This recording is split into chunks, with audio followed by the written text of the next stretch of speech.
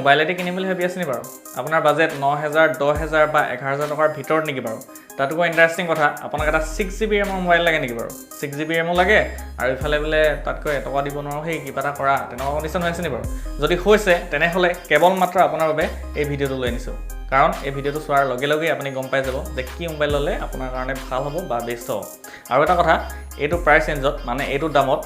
আৰু বেলেগ কোম্পানী নাই এটাই কোম্পানী আছে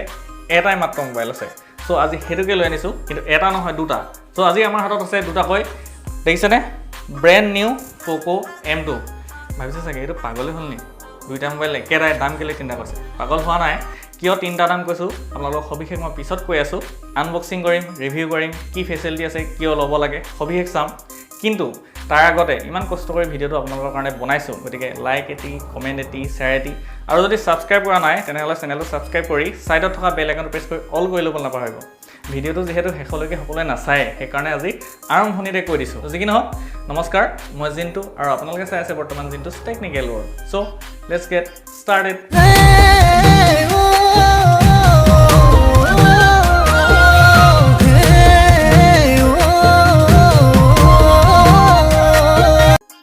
প্ৰথমতে হ'ব বক্সৰ অভাৰভিউ লৈ ওপৰত লিখা আছে পোকো ব্ৰ্যান্ডিং মাজত আছে M2 আৰু তলত লিখা আছে নাম্বাৰ 1 কোৱালিটি স্মাৰ্টফোন ব্ৰ্যান্ড আৰু মেড ইন ইণ্ডিয়া যেহেতু সবেই লিখে আৰু বেক সাইডে লিখা আছে আপোনাৰ ওপৰ স্পেসিফিকেশন লিখা আছে পিছত কম বাৰু আৰু 6+64 মেড ইন ইণ্ডিয়া আৰু এটো আছে ব্লু ভেৰিয়েন্ট আৰু হিটো আছে ৰেড বাকি সব সেম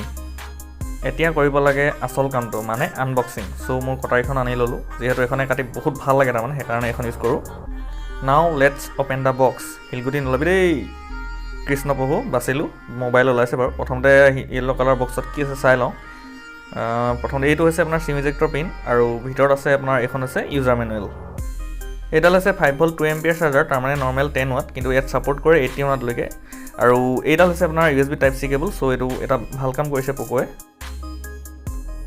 ৰঙানীলা মোবাইল উলিয়াই দিলো ইয়াৰ আৰু এটা কালাৰ আছে ব্ল্যাক কালাৰ কিন্তু হেতু বাদ দিয়কচোন এইটোটা চাওক আৰু আপোনালোকে কোনটো ভাল লাগিছে কমেন্ট কৰি জনাওক ফোন কেটাৰ অভাৰভিউ কথালৈ যদি আমি আহোঁ লেফট সাইডে আছে আপোনাৰ ডেডিকেটেড সিম ট্ৰে তলত আছে আপোনাৰ 3.5mm headphone jack primary microphone USB type C port আৰু স্পিকাৰ গ্ৰিল ৰাইট সাইডে আছে আপোনাৰ ভলিউম প্লাস মাইনাস কি আৰু লক আনলক বটন এবাৰ ওপৰ ফালে আছে আয়াৰ ব্লাষ্টাৰ আৰু সেকেন্ডাৰী মাইক ফৰ নয়েজ কেনসেলেশন ফোনটোৰ বেক সাইডৰ কথা যদি আমি আহোঁ ইয়াত আছে এখন প্লাষ্টিক বেগ আৰু এইটো আছে ফিংগাৰপ্ৰিন্ট স্কেনাৰ আৰু আছে চাৰিটাকৈ camera with LED flash camera cater review আপোনালোকক মই পাছত দেখাই আছো বাৰু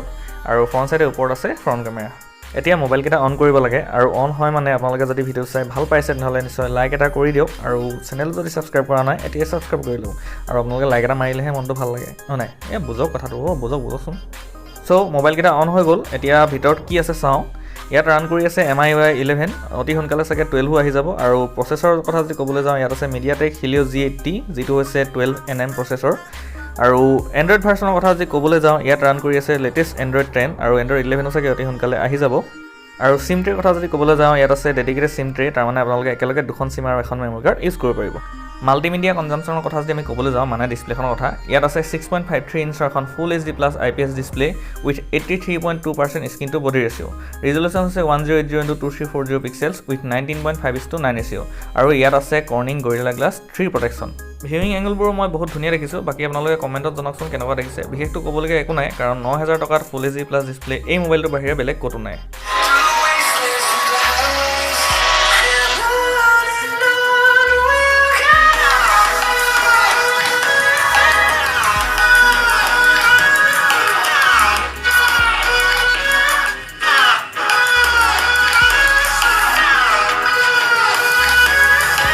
এতিয়া কম আপোনালোকক মই তিনটা দামৰ বিষয়ে যেটো আৰম্ভণিতে কৈছিলো আৰু লগতে কম এই মোবাইলটো কিয় কিনিব লাগে তাৰ পাঁচটা কাৰণ সো প্ৰথমতে প্ৰাইস লৈ আহোঁ ইয়াৰ আপোনালোকে দুটা ভেৰিয়েন্ট দেখিবলৈ পাব এটা হৈছে 664 আৰু এটা হৈছে 6128 6128 টোৰ দাম হৈছে আপোনাৰ 12000 টকা হেতু বাৰু বাদ দিয়ক কিন্তু 664 টো যদি আপোনালোকে চাবলৈ যায় ইয়াৰ নৰ্মেল প্ৰাইস আছে 11000 টকা কিন্তু এই দুটা মোবাইল যি দুটা দেখি আছে আপোনালোকে এই দুটা কিনা হৈছিল ফ্লিপকাৰ্ট বিগ বিলিয়ন ডেজ য'ত দিয়া হৈছিল মাত্ৰ 9000 টকাত আৰু যদি আপোনালোকে ভিডিওটো আজি চাই আছে মানে 20 ডিসেম্বৰ দিনাখন তেনেহলে আপোনালোকে এতিয়াও চেক কৰিব পাৰিব ফ্লিপকাৰ্টত 10000 টকাত এই মোবাইলটো দি আছে প্ৰায় আপোনালোকে অফাৰত এই মোবাইলটো পাই যাব 11000 টকাতকৈ কম মূল্যত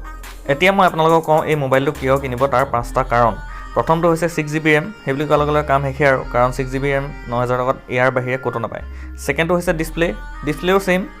ফুল এইচডি প্লাছ IPS ডিছপ্লে আপোনালোকে 9000 টকাত ইয়াৰ বাহিৰে ক'তো নাপায় 3 নম্বৰটো হৈছে পাৰফৰ্মেঞ্চ ইয়াত আছে MediaTek Helio G80 যিটো এটা বহুত ভাল প্ৰচেছৰ হয় এইটো প্ৰাইচ ৰেঞ্জত 4 নম্বৰটো হৈছে battery fast charging 5000 mAh USB Type C আৰু কি লাগে 5 নম্বৰটো হৈছে কেমেৰা যিটো আপোনালোকক মই এতিয়া দেখাবলৈ কৈ আছোঁ ইয়াত আছে 13+8+5+2 মেগাপিক্সেলৰ চাৰিটাকৈ কেমেৰা য'ত 13 মেগাপিক্সেল হৈছে প্ৰাইমেৰী কেমেৰা উইথ f2.2 এপাৰচাৰ তাৰপিছত আছে 8 megapixel ultra wide angle lens তাৰপিছত আছে 5 মেগাপিক্সেল মেক্ৰো যিটো হৈছে পোকোৰ প্লাছ পইণ্ট আৰু লাষ্টৰটো হৈছে 2 মেগাপিক্সেল ডেপ্থ ফ্ৰণ্ট কেমেৰা আছে 8 মেগাপিক্সেল উইথ f2.0 এপাৰচাৰ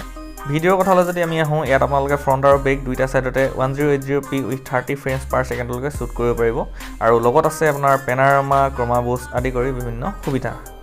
সিকিউৰিটিৰ ক্ষেত্ৰত প্ৰথমতে আমি যদি ফিংগাৰপ্ৰিণ্ট সেন্সৰৰ কথা চাবলৈ যাওঁ আগত আপোনালোকক দেখাইছিলোঁ Poco M2 Pro তাতকৈতো বহু গুণেই ফাষ্ট দেখিছোঁ ফিংগাৰপ্ৰিণ্ট স্কেনাৰৰ ক্ষেত্ৰত তাৰপিছত আমি যদি ফেচ আনলকৰ কথালৈ যদি আহোঁ OMG it's super duper fast দেখোন ক'বলৈ মুঠতে ভাষা নাই সো এইটো আছিল আজিৰ ভিডিঅ' আশা কৰোঁ সকলোৱে চাই নিশ্চয় ভাল পালে আকৌ আগলৈ এনেকুৱা ভাল ভিডিঅ' লৈ আনিম সো ইমান আৰু যদি ভিডিঅ'টো চাই ভাল পালে তেনেহ'লে নিশ্চয় লাইক কৰিব কমেণ্ট কৰিব শ্বেয়াৰ কৰিব ছাবস্ক্ৰাইব কৰিব লগতে ছাইডত থকা বেল আইকনটো প্ৰেছ কৰি অল কৰি ল'ব লাগিব পুনৰ লগ পাম আকৌ এটা নতুন ভিডিঅ'ৰ সৈতে till then have a great day and always keep smiling